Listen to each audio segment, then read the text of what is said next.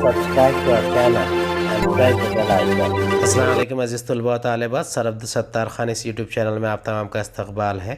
12th history question answer, सवालात के जवाबात और सरगर्मियाँ देखेंगे। सबक नंबर 6, नौआबादियाती निज़ाम के ख़िलाफ़ भारतीय जद्दोजहद।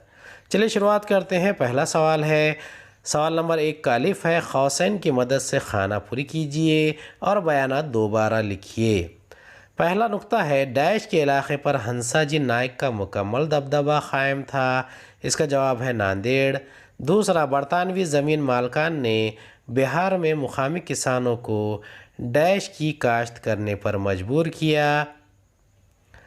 तीसरा है, दूसरे का जवाब है नील की काश्त। तीसरा नुक्ता है, इंडियन नेशनल कांग्रेस के पहले इजलास की सदारत डैश ने की। इसका जवाब है विमेश चंद्र बनर्जी। सवाल नंबर 1 का बे है, ग्रुह बे से गलत जोड़ियों की निशानदही कीजिए। इसका जवाब है गलत जोड़ी कंवर सिंह लखनऊ। सवाल नंबर 2 का अलिफ है, तारीख़ी जगह, शख्स, वाक़े या मकामात के नाम लिखिए। पहला है, 1942 ईस्वी में क़ायम की गई मुतवाज़ी हुकूमत के क़याम वाले इलाक़े। जवाब है बंगाल में मिदनापुर, यूपी में बलिया और भागलपुर, बिहार में पूर्णिया और महाराष्ट्र में सतारा। दूसरा नुक्ता है, 1943 ईस्वी में बरतानिया से आज़ाद हिंद फ़ौज के ज़रिए आज़ाद किए गए जज़ायर अंडमान निकोबार जज़ायर। सवाल नंबर 3 है, मुख्तसर नोट लिखिए, तसव्वुरात को वाज़ेह कीजिए। इसका पहला नुक्ता है इंतहा पसंद। इसका जवाब है पहला नुक्ता, इब्तिदा से कांग्रेस में 2 ग्रोह बन गए थे, एक एतदाल पसंद और दूसरा इंतहा पसंद। इंतहा पसंद मुफक्रिन वो थे जिन्होंने इसरार किया कि आज़ादी ये हमारी फितरी और अव्वलीन तरजीह होना चाहिए, क्योंकि एक आज़ाद कौम ही समाजी इस्लाहात के लिए साजगार माहौल फराहम कर सकती है। दूसरा नुक्ता है, लोकमान्य तिलक जो इंतहा पसंद ग्रोह के लीडर थे, वो इस बात पर बजिद रहा करते थे कि पहले हमें अपने इस घर को वापस हासिल करना चाहिए जो हमसे दूसरों ने छीन लिया है, तब ही हम इसमें इस्लाह कर सकते हैं। तीसरा, लोकमान्य तिलक का मानना ये था कि हुकूमत बरतानिया किसी भी तरह की दरख्वास्त, शिकायत, अरीज़े और तकरीरों पर कान नहीं धरेगी, इसलिए इसमें ताकत से अपनी आज़ादी हासिल करना चाहिए। दूसरा नुक्ता है आज़ाद हिंद फ़ौज। इसका जवाब का पहला नुक्ता है, साल 1939 में हिटलर ने यूरोप में दूसरी आलमी जंग का महाज खोल दिया। दूसरा नुक्ता है, इस आलमी जंग में जापान ने जर्मनी का इत्तेहादी बनने का फ़ैसला किया और एशिया के जुनूब मशरक़ी बरतानवी इलाक़ों को फ़तह कर लिया। बेशुमार भारतीय सिपाहियों को जापान ने अपना जंगी क़ैदी बना लिया। तीसरा नुक्ता है, रास बिहारी बोस ने इन भारतीय सिपाहियों को आज़ाद हिंद फ़ौज में शामिल कर लिया। बाद में सुभाष चंद्र बोस ने इस फ़ौज की दोबारा तंजीम की। चौथा नुक्ता है, 1943 में सुभाष चंद्र बोस ने सिंगापुर में आज़ाद हिंद सरकार का क़याम किया। पाँचवा नुक्ता है, 1943 के अख्तिताम तक इन्होंने अंडमान और निकोबार जज़ायर भी फ़तह कर लिए।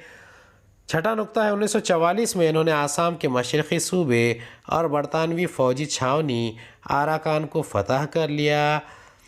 सातवां नुक्ता है, आज़ाद हिंद फ़ौज के सिपाही नामसाद हालात में भी लड़ते रहे, लेकिन वो इम्फाल तक नहीं पहुंच सके और ना ही इस पर कब्ज़ा कर सके। तीसरा है भारतीय सरकार। अब ये देखिए, इसका जवाब है, इसका पहला नुक्ता है, महाराष्ट्र के सितारा ज़िला में एक इनकलाबी क्रांति सिन्हा नाना पाटिल ने भारतीय सरकार यानी मुतवाज़ी हुकूमत क़ायम कर दी। इन्होंने अपने दोस्तों के साथ सतारा ज़िला में अंग्रेज़ी अहद का ख़ात्मा करके अवामी हुकूमत क़ायम कर दी। दूसरा नुक्ता, इस हुकूमत ने बाज़ाब्ता तरीक़े से इंतज़ामी कामकाज संभाल लिए और लगान वसूली, नज़्म व नस्क़ क़ानून व इंतज़ामिया, अदल इंसाफ और मुजरिमों को सज़ाएँ देने जैसे फ़राइज़ अदा करने शुरू कर दिए। सवाल नंबर 4 है, अपनी राय लिखिए, अपने नज़रियात बयान कीजिए। इसका पहला है, दुनिया में नौआबादियात का उरूज यूरोपीय तिजारत में हुई ज़बरदस्त तोसी का नतीजा था। इसका जवाब है, इसका पहला नुक्ता है, सनती इनकलाब की वजह से यूरोपीय सरमायादारों को अपना ज़ायद सरमाया सनतों और तिजारत में लगाने का मौका मिला। दूसरा नुक्ता है, यूरोप में सनतों के उरूज ने ख़ाम माल के ज़राए की ज़रूरत और पक्के माल के फ़रोख्त के लिए बाज़ार की तलाश, इन दो मकासद को पूरा करने के लिए यूरोपीय बाशिंदों को एशिया और अफ्रीका की तरफ खींचा। तीसरा नुक्ता है, यूरोपीय ताजिर ज़ायद यानी पक्का माल फ़रोख्त करने और ख़ाम माल यानी सस्ते दामों पर हासिल करने के लिए एशिया और अफ्रीका में आए।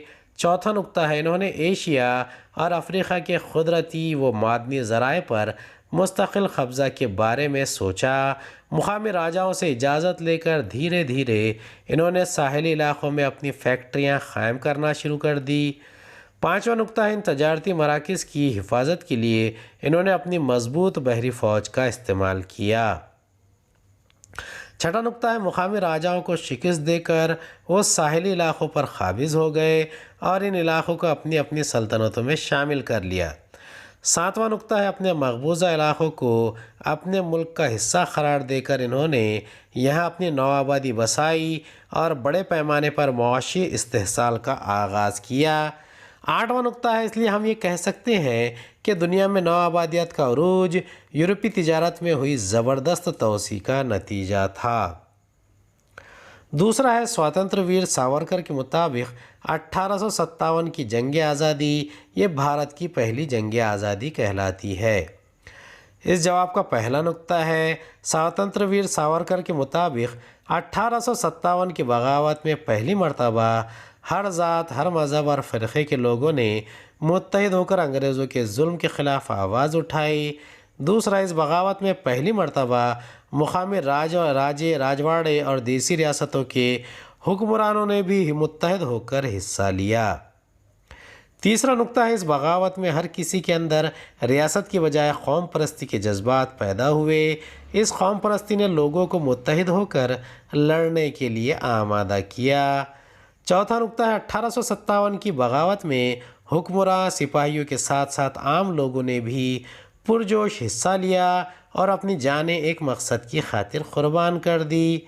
पांचवा है, ये बगावत अगरचे नाकाम हो गई मगर इस बगावत ने नाइंसाफ़ी और जुल्म के ख़िलाफ़ बड़ी ताकत से लड़ने के इरादे को मज़ीद पुख्ता कर दिया।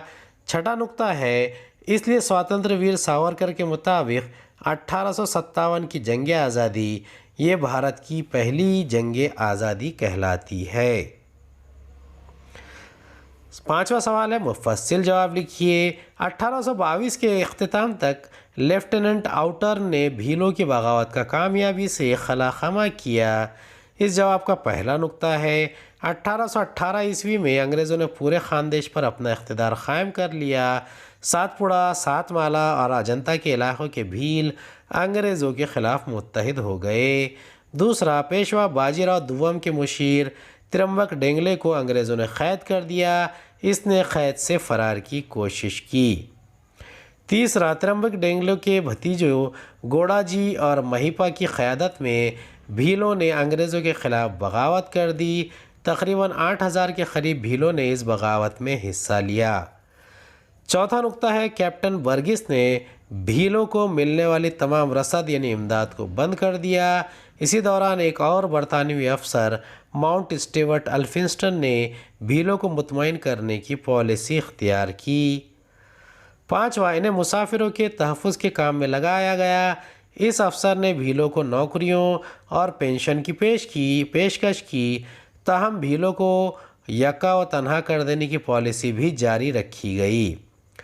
चौथा है, लेफ्टिनेंट आउटर के ज़रिए भी हज़ारों भीलों पर मुश्तमिल एक और बगावत को कुचला गया, ताहम वो भीलों के साथ मुक़ीम भी रहा और इसने इनका एतमाद जीत लिया। सातवां नुक्ता, इसने भीलों को शहरी तमद्दुनी ज़िंदगी के धारे में लाने की कोशिशें की। इसने भीलों के लिए आम माफ़ी, ज़मीन के अतिये, ज़राती क़र्ज़ यानी तिगाई की सहूलत दी। इसने माजी के जराइम की सज़ाएँ मुलतवी करके इन्हें फ़ौज में भर्ती कर लिया और भीलों की मुखालिफत को कमज़ोर कर दिया। दूसरा है रविंद्रनाथ टैगोर ने सर का खिताब वापस कर दिया। इस जवाब का पहला नुक्ता है बरतानवी हुकूमत ने भारत में तेज़ी से फैल रही कौमी तहरीकों को कुचलने के लिए एक कमेटी बनाई। इस कमेटी के सदर सर सिडनी रोलेट थे। इस कमेटी ने 1919 में एक क़ानून को मंजूरी दी जिसे रोलेट एक्ट के नाम से जाना जाता है। तीसरा, इस कानून के ज़रिए बरतानवी हुकूमत को इख्तियार अता किया गया कि वो किसी भी हिंदुस्तानी शहरी को बग़ैर वारंट और तफ्तीश के क़ैद में रख सकती है या इस पर मुकदमा दायर कर सकती है।